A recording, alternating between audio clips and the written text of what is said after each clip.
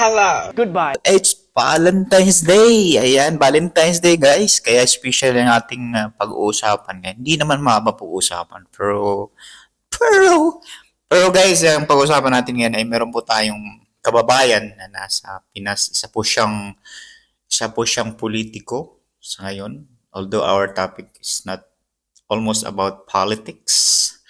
Ayan, meron po tayong kaibigan na kayo na pong humusga at tumulong din po sa kanya dahil naliligaw siya sa landas na kanyang tinatahak po. Ipapanood po natin sa ating mga viewers yung kung ano po yung aking sinasabi. At bago po yan, meron pong magbabati sa inyo ng Happy Valentine's dahil nga po ay Valentine's ngayon.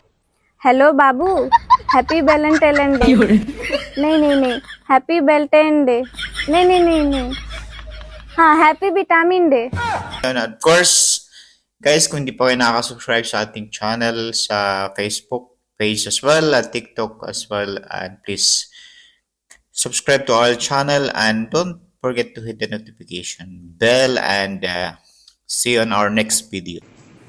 Ang mga Marcos, billion, trillion ang korupsyon.